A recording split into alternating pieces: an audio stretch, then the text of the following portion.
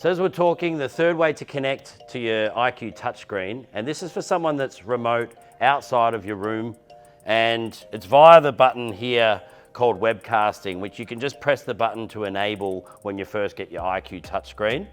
Now, this is for someone that, again, that's outside of your room wanting to cast their laptop to share some information to the participants or the guests in the room. So for this example, I've just got my iPhone hotspotted to my laptop here, so I'm not on the same network as the screen.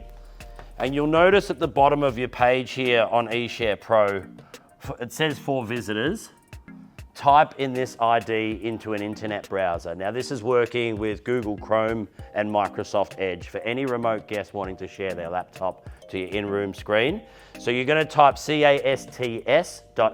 into your browser, and then it's going to ask for a 6-digit PIN here. So let's get amongst it. If we open up the laptop, I'm connected via hotspot on my iPhone here, but you just need to type in casts.app into either your Chrome browser or Edge browser.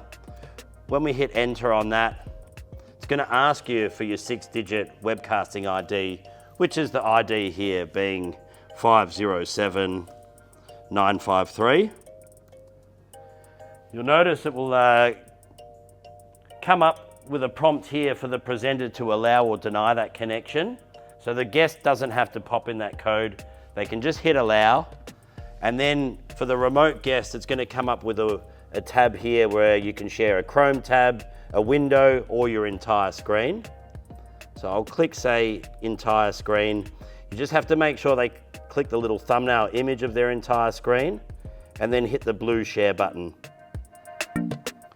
So you'll see this will then wirelessly cast someone's remote laptop from any city or country in the world to your in-room screen. Now you can't control that as the presenter. It's around them presenting some information to the guests in the room. But what you can do, I'll just minimize this page. What you can do with your inking and screenshot tools that we've shown previously in other videos, you can now hit the ink button to ink over whatever you need to on that shared screen, or you can take a screenshot with the little cropping tool here, crop out what you want to be able to then take that remotely shared image or information, snip it out of there, and then dump it into your whiteboard to do some mind mapping with your guest participants or students in the room. So really powerful webcasting, the ability for someone remotely to cast their laptop and you be able to take that snippet of information out and be able to share it with the guests in the room.